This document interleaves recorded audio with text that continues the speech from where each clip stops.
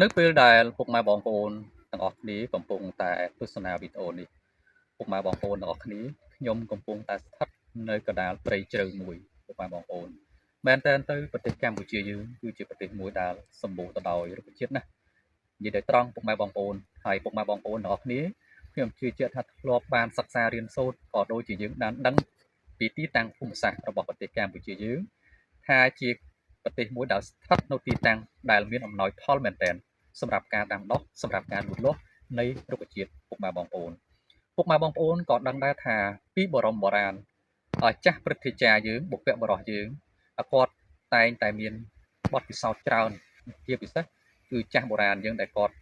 កាលសម័យដែលគាត់មិនទាន់វិទ្យាសាស្ត្រមិនទាន់មានការរីកចម្រើនគឺគាត់តែងតែចងក្រងនៅក្បួនច្បាប់ផ្សេងៗគឺជាពិសេសគឺតាក់ទងជាមួយនឹងក្បួនព្យាបាលជំងឺតាមបែបបុរាណពុកម៉ែបងប្អូនណាក្បួនព្យាបាលជំងឺតាមបែបបុរាណហើយដែលយើងភាគច្រើនការព្យាបាលជំងឺតាមបែបបុរាណហ្នឹងគឺយើងប្រើតែរុក្ខជាតិទេហើយដែលយើងរុក្ខជាតិយើងរៀបរាប់តាំងពីរុក្ខជាតិដើមតូចដើមធំវល់ស្មៅវេរីជាតិអីផ្សេងហ្នឹងគឺយើងសុទ្ធតែអាចយកទៅប្រើប្រាស់ធ្វើជាថ្នាំសម្រាប់ព្យាបាលជំងឺទាំងអស់ហើយយើងដឹងហើយថាពីបរមបុរាណគឺយើងប្រើរុក្ខជាតិទាំងអស់ហ្នឹងធ្វើជាថ្នាំដោយជាពុកម៉ែបងប្អូនកំពុងតែឃើញនៅក្នុងព្រៃនេះអញ្ចឹងមែនតែនទៅរុក្ខជាតិនីមួយនេះពុកម៉ែបងប្អូនបើយើងនិយាយអំពីអត្ថប្រយោជន៍របស់វាសុទ្ធតែមានប្រយោជន៍ផ្សេងពីគ្នាសូម្បីតែវល់តូចមួយដែលពុកម៉ែបងប្អូនកំពុងតែឃើញនេះណាអានេះក៏មែនតែនទៅយើងអាចយកទៅប្រើប្រាស់ធ្វើជាក្រងតាក់ទងជាមួយលបកាលខ្ញុំក្មេងៗក្រងទ្រូក្រងលបអីក៏យើងអាចទៅប្រើប្រាស់បានដែរប៉ុន្តែអាហ្នឹងក៏វាជាឱសថពិសេសមួយដែរពុកម៉ែបងប្អូននេះមួយទៀតណាក៏សុទ្ធតែជាវល់នេះដែលយើងឃើញថាវាមានប្រសិទ្ធភាពក្នុងការយកទៅព្យាបាលដើមលំពុះនេះក៏យើងសុទ្ធតែប្រើធ្វើជាឱសថសម្រាប់ព្យាបាលជំងឺមកនេះដើមកាភ្លានេះក៏សុទ្ធតែជាឱសថសម្រាប់ព្យាបាលជំងឺពុកម៉ែបងប្អូនងាកទៅនេះដើមក្រាយនេះក៏អាចធ្វើជាឱសថសម្រាប់ព្យាបាលជំងឺពុកម៉ែបងប្អូនហើយមែនតើទៅគឺបើពុកម៉ែបងប្អូនក៏លេខមើលជុំវិញខ្ញុំណាបាទតាំងពីលើដល់ក្រោមមកពុកម៉ែបងប្អូនឃើញឈើធំទាំងអស់ហ្នឹងអាចមានឈើធំទៅមានខ្លះជាប្រភេទវល់ទៅមានខ្លះជាប្រភេទឈើតូចទៅនៅក្នុងព្រៃមកកដប់នេះបើយើងប្រមូលរុក្ខជាតិទាំងអស់ហ្នឹងយកទៅប្រើប្រាស់ធ្វើជាឱសថពុកម៉ែបងប្អូនគឺមានគុណប្រយោជន៍ផ្សេងពីគ្នាច្រើនមែនទែនពុកម៉ែបងប្អូនហើយអញ្ចឹងបានថាយើងទាំងអស់គ្នាគួរតែរួមគ្នានៅក្នុងការថែរក្សាការពារព្រៃឈើរបស់យើងណាឲ្យបានគង់វង្សទី1យើងអាចធ្វើជាគេហៅថាតាក់ទាញនៅទឹកភ្លៀងរក្សាគេហៅថាអាកាសធាតុធ្វើឲ្យអាកាសធាតុប្រទេសយើងហ្នឹងគឺវាស្ថិតនៅក្នុងលំនឹងមួយគឺក្តៅហើយសើមត្រជាក់បាទហើយក៏ជួយតាក់ទាញទឹកភ្លៀងអញ្ចឹងទៅគឺមានប្រយោជន៍ច្រើនណាស់ហើយបន្ទាប់ពីហ្នឹងមកបើសិនជាយើងគិតនៅក្នុងអត្ថប្រយោជន៍ក្នុងការដែលយើងយកទៅធ្វើជាឱសថពុកម៉ែបងប្អូនគឺមានប្រយោជន៍ច្រើនណាស់ហើយពុកម៉ែបងប្អូនក៏មានការយល់ច្រឡំដែលឃើញពុកម៉ែបងប្អូនយើងមួយចំនួនគាត់ចូលព្រៃគាត់ស្វែងរករុក្ខជាតិនេះទៅធ្វើជាឱសថជាការបំផ្លាញព្រៃឈើណាខ្ញុំមិនគ្រប់គ្រងនៅទស្សនៈបែបនេះទេពុកម៉ែបងប្អូនឥឡូវបើសិនជារុក្ខជាតិតូចមួយនេះពុកម៉ែបងប្អូនយកជីកយកមើមយកឫសយកដើមយកស្លឹកយកផ្លែយកផ្ការបស់វាទៅព្យាបាលជំងឺពុកម៉ែបងប្អូនដែលមានបញ្ហាសុខភាពកំពុងតែដុនដាបហើយយើងយករុក្ខជាតិនេះទៅព្យាបាលរបួសឲ្យពុកម៉ែបងប្អូនមានសុខភាពល្អឡើងវិញតើពុកម៉ែបងប្អូនគិតថាយើងបំផ្លាញធម្មជាតិមែនទេដែលយើងយករុក្ខជាតិមួយដើមតូចមួយនេះយកទៅព្យាបាលជំងឺរបស់យើងឲ្យយើងមានសុខភាពល្អយើងអាចប្រកបរបររកស៊ីចិញ្ចឹមគ្រួសារយើងអាចទៅធ្វើការងារផ្សេងយើងអាចទៅប្រកបការងារឬក៏អាចធ្វើអីផ្សេងទៀតដើម្បីជាធនធានមនុស្សសម្រាប់សង្គមជាតិយើងណាអញ្ចឹងសូមពុកម៉ែបងប្អូនពេលខ្លះនៅពេលដែលឃើញពុកម៉ែបងប្អូនយើងមួយចំនួនគាត់ចូលព្រៃគាត់កាប់ដើមឈើឬក៏គាត់កាប់មែកឈើឬក៏ជីកមើមឈើឬឈើយកទៅឲ្យពុកម៉ែបងប្អូនយើងយកទៅព្យាបាលជំងឺពុកម៉ែបងប្អូនសូមកុំមានគំនិតគេថាទុទិដ្ឋិនិយមចំពោះគាត់ព្រោះអានេះមិនមែនជាការបំផ្លាញព្រៃឈើទេណាគាត់ជីករុក្ខជាតិនឹងមួយដើមពីរដើមប្រព័ន្ធកដៃកជើងវាមានប្រយោជន៍ច្រើនទៅដល់ពុកម៉ែបងប្អូនយើងដែលកំពុងតែត្រូវការអាហ្នឹងយើងមិនអាចនិយាយបានថាគាត់បំផ្លាញព្រៃឈើទេអានេះខ្ញុំសូមឲ្យទទូចបាទហើយនៅក្នុងពេលនេះខ្ញុំមានរុក្ខជាតិមួយប្រភេទដែរបើចង់ណែនាំជូនទៅដល់ពុកម៉ែបងប្អូនតាក់ទងជាមួយរុក្ខជាតិនេះខ្ញុំជឿថានៅពេលដែលពុកម៉ែបងប្អូនទស្សនាទៅពុកម៉ែបងប្អូនស្គាល់ហើយក៏ធ្លាប់ញ៉ាំផ្លែរបស់វាដែរនេះពុកម៉ែបងប្អូនរុក្ខជាតិនេះពុកម៉ែបងប្អូនទស្សនាហើយខ្ញុំជឿជាក់ថាប្រកាសជាស្គាល់ ណាហើយវាជាប្រភេទវល់ទេវល់នេះមានឈ្មោះថាវល់គុយពុកម៉ែបងប្អូនមានឈ្មោះថាវល់គុយវល់គុយនេះបើផ្លែវាគឺផ្លែគុយហ្នឹងពុកម៉ែបងប្អូនធ្លាប់ញ៉ាំហើយវាមានប្រភេទគុយហ្នឹងគឺពេលខ្លះគឺយើងញ៉ាំទៅផ្អែមឆ្ងាញ់ពេលខ្លះគឺរៀងជូរ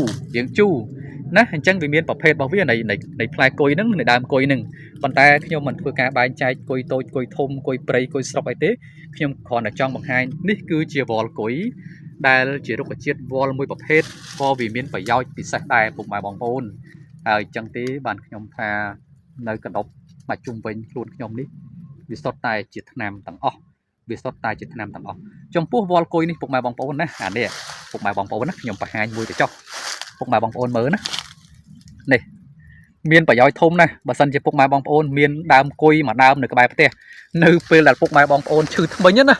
ឈឺធ្មេញតកៅស៊ីធ្មេញណាកន្លែងណាឈឺដោយតកៅស៊ីហ្នឹងពុកម៉ែបងប្អូនយកអាចចូលហ្នឹងទៅបតក់នៅក្នុងកន្លែងឈឺធ្មេញហ្នឹងពុកម៉ែបងប្អូនគឺបាត់បើមិនជឿសាកមើលទៅណាខ្ញុំស្រាវជ្រាវនៅក្នុងក្បួនពីចាស់ពីបរមបុរាណយើងគាត់ចងក្រមកគឺយកចូលរបស់វាហ្នឹងទៅព្យាបាលជំងឺឈឺធ្មេញ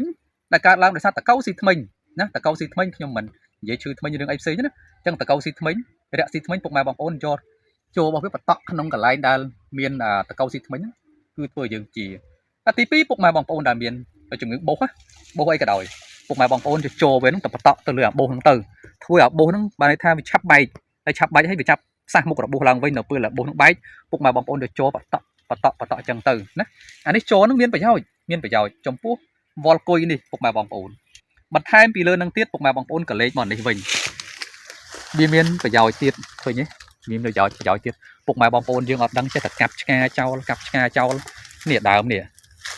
ដើមឬក៏យើងថាវល់របស់វល់គុយហ្នឹងអាហ្នឹងមួយ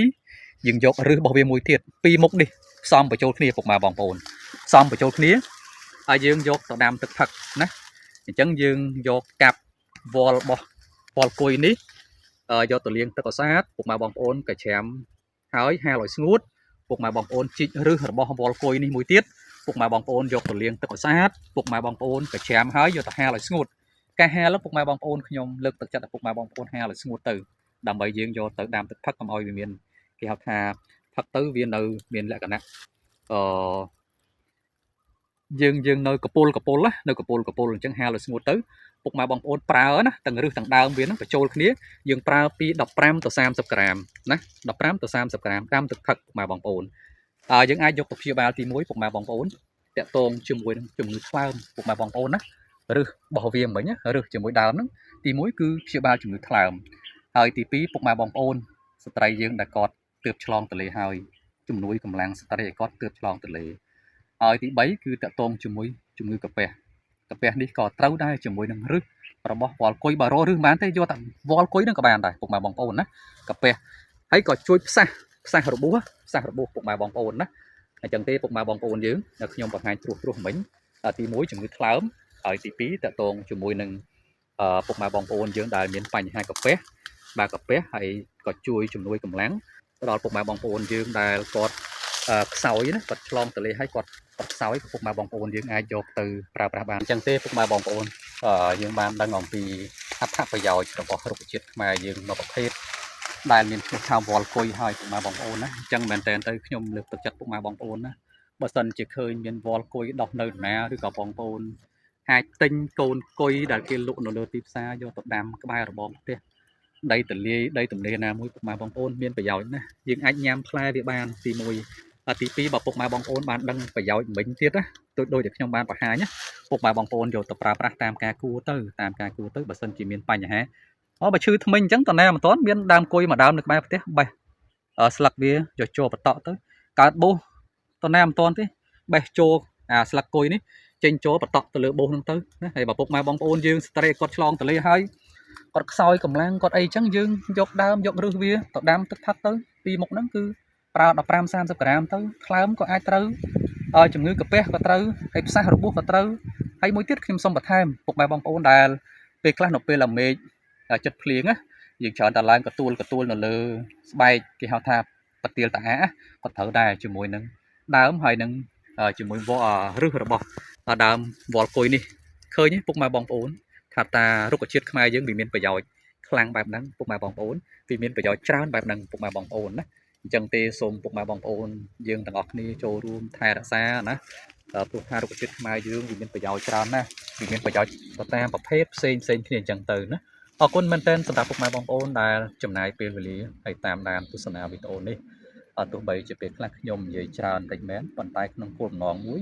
ចង់បញ្យល់ចង់បង្ហាញឲ្យពុកម៉ែបងប្អូនណាបើយើងបង្ហាញពីរុក្ខជាតិបង្ហាញពីស្លឹកបង្ហាញពីដើមខ្ញុំចង់ឲ្យពុកម៉ែបងប្អូនស្គាល់ថ្ងៃក្រោយទៅពុកម៉ែបងប្អូនទៅព្រៃទៅភ្នំទៅស្ទឹងទៅបឹងទៅអូណាពុកម៉ែបងប្អូនឃើញពុកម៉ែបងប្អូនអូដើមនេះដើមវល់គុយណាដើមនោះឈ្មោះអញ្ចេះដើមនេះឈ្មោះអញ្ចឹងនៅពេលដែលគាត់ទៅភ្នំទៅព្រៃទៅស្ទឹងទៅបឹងទៅអូអីគាត់អាចស្គាល់ណាបន្ទាប់ពីគាត់ទស្សនាវីដេអូនេះហើយគាត់ស្គាល់ថាអូអាហ្នឹងរុក្ខជាតិមានឈ្មោះអញ្ចេះមានឈ្មោះអញ្ចោះមិនចាំបាច់ថាអូដល់តែអ្នកនឹងនៅស្រុកស្រែនៅជនបទទើបអាចស្គាល់ឈ្មោះរុក្ខជាតិហ្នឹងទើបអាចដឹងពីអត្ថប្រយោជន៍របស់រុក្ខជាតិហ្នឹងទេអញ្ចឹងហើយបានជាខ្ញុំខំធ្វើវីដេអូនេះ